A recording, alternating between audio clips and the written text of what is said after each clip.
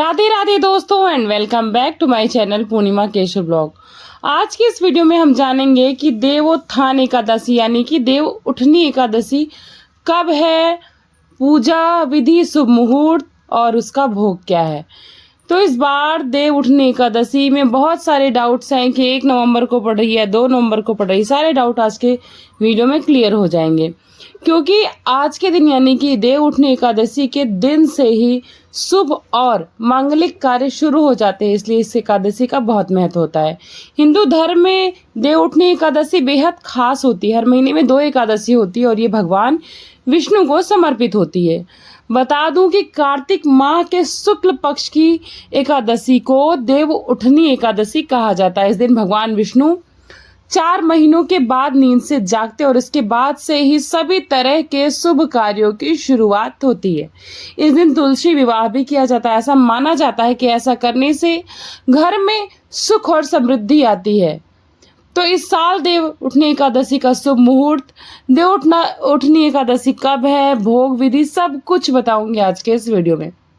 इस साल देव उठनी एकादशी 2 दिन मनाई जा रही, 1 और 2 नवंबर को। 1 नवंबर को सुबह 9 बजे से 9:11 से ये प्रारंभ हो जाएगी। 2 नवंबर को 7:31 पर समाप्त हो जाएगी। अगर इस हिसाब से देखा जाए तो उदया तिथि यानी कि 1 नवंबर को गृहस्थ और 2 नवंबर को वैष्णव वाले के लिए मनाई जाएगी। तो हम सभी ये 1 नवंबर को मना सकते हैं। देव उठनी के दिन भगवान विष्णु और माता लक्ष्मी को सफेद चीजों का भोग लगाया जाता है, क्योंकि ये इस दिन इसी का भोग बहुत ही फलदायी माना जाता है। आप श्री नारायण और माता लक्ष्मी को पेड़े या फिर चावल की खीर का भोग लगा सकते हैं। पेड़ा बहुत ही आसान रेसिपी है। इसमें दूध, चीनी, इलायची पाउडर डालकर बहुत ही शुद्ध सात्विक तरीके से आप घर में बना सकते हैं। ये इसी प्रकार से आप घर में खीर भी बना सकते हैं और उसके बाद आप तुलसी विवाह कर सकते हैं। आज के दिन तुलसी विवाह जो होता है में, मंदिरों में और हर जगह पे तुलसी विवाह कराया जाता है। तो सबके अपने अपने विधि विधान होते हैं। जितना जिसका सामर्थ्य होता है विधि विधान करके तुलसी विवाह करता है। इसको घर में जरूर करना चाहिए। तो मैं आपको आज के वीडियो में सरल से सरल विधि बताने जा रही हूँ। तो आप लोग इस प्रकार से अपने घर में तुलसी विवाह कर सकते हैं। अगर आप घर पर ही तुलसी विवाह कराना चाहते हैं तो हम आपको बता दें कि विवाह करने की विधि और पूजा में इस्तेमाल में होने वाली सामग्री बहुत ही सरल है, जो आप सभी आसानी से ला सकते हैं। मान्यता है कि भगवान विष्णु जो है बहुत ही खुश होते हैं जिनके घर में तुलसी विवाह होते हैं, इसलिए आप लोग अपने घर में इसको जरूर करिएगा। शाम के वक्त पूरा घर परिवार तैयार होकर बैठ जाए। आंगन, चौकी जहां पर आप तुलसी जी को रखते हैं अच्छे से साफ सुथरा कर लीजिएगा। इसके बाद एक पटिए पर यानी कि पाटे पर तुलसी जी का पौधा या फिर आप छत पर भी रख सकते हैं, रखकर पूजा घर के बीच में भी रख सकते हैं यदि आपका पूजा घर बड़ा हो तो। विवाह के लिए तुलसी के गमले के ऊपर गन्ने का मंडप सजाएं। फूलों से, लड़ियों से, आम्र के तोरण से खूब सुंदर से सजाएं। पूरी सुहाग सामग्री जो भी हम औरतें यूज करती हैं लाएं और घर पर तुलसी माता का लहंगा और चुनरी बनाएं। हो सके तो कोई साड़ी भी आप चढ़ा सकते हैं अगर लहंगा चुनरी नहीं बना सकते। अब तो आपको ऑनलाइन ऑफलाइन दोनों बहुत ही कम पैसे में मिल जाती हैं। इसके बाद आप तुलसी जी और शालिग्राम भगवान को बहुत अच्छे से सजाएं। शालिग्राम भगवान का श्रृंगार करें, जनेऊ धारण करवाएं। जिनके घर में नहीं है वो भी शालिग्राम का विवाह कर सकते हैं। उसके लिए अगर आपको प्रश्न है तो आप कमेंट बॉक्स में बताइएगा। मैं आप सभी को बताऊंगी कि जिनके घर में शालिग्राम नहीं है वो शालिग्राम का विवाह कैसे करें। कहा जाता है कि इस दिन देवी लक्ष्मी और विष्णु जी की विशेष कृपा प्राप्त होती है जो विवाह कराता है। आपके घर पर पूरे विधि विधान से तुलसी का विवाह हो सकता है, बहुत आसान विधि से।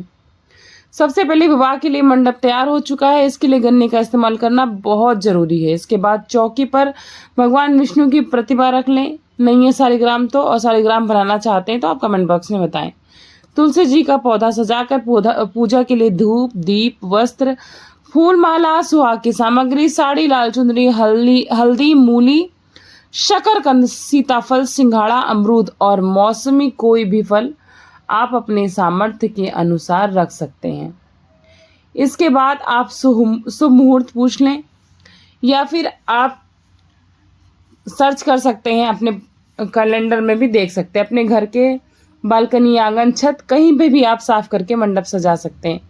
ज़्यादातर घरों में रोज लोग तुलसी जी को जल चढ़ाते हैं। ऐसा करने के बाद भगवान हरि और माता लक्ष्मी के आगमन के लिए विवाह से पहले रंगोली सजाएं और उनका आवाहन करें। इसके बाद भगवान सालिग्राम और तुलसी माता का विधि विधान से पूजन करें, विवाह रचाएं, घी के 11 दीपक जलवाएं, उनके फेरे करवाएं और पूजा की सामग्री अर्पित करें, सुहाग की सामग्री अर्पित करें, विवाह के गीत गाएं और तुलसी के मंत्र का उच्चारण करें। इस विधि विधान से पूजा करके तुलसी विवाह संपन्न करा के श्री हरि को आप यथाशक्ति दक्षिणा अर्पित करें। इससे श्री हरि आप पर बहुत ही जल्दी अपनी कृपा बरसाएंगे। इस प्रकार आप कर सकते हैं और उसके बाद आप पूर्णिमा के दिन तुलसी माँ की विदाई कर सकते हैं। तो आपको विदाई की भी पूरी वीडियो मिल जाएगी मेरे ही चैनल पर। और तुलसी विवाह में जो सामग्री आप चढ़ाते हैं सुहाग की, बहुत लोग के मन में प्रश्न होता है उसको क्या करें, चौकी कब उठाएं, सारे प्रश्न के उत्तर दूंगी।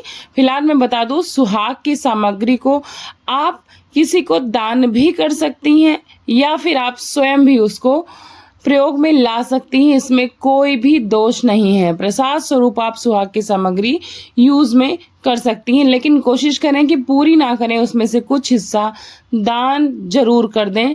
और हो सके तो आप 1-5 जितनी भी कन्या मिलें तुलसी विवाह के दिन उनको भोजन कराएं। इससे बहुत ही ज़्यादा आपको पुण्य और फल की प्राप्ति होती है, आपकी मनोकामनाएं पूर्ण होती है। और खासकर जिनके घर में शादियां रुकी हुई हैं किसी भी वजह से, अगर वो तुलसी विवाह कराते हैं तो उनके घर में बहुत ही जल्दी खुशखबरी आती है। और जिनके घर में शादीशुदा लोग हैं वो तो करेंगे तो भगवान विष्णु की कृपा मिलेगी ही मिलेगी।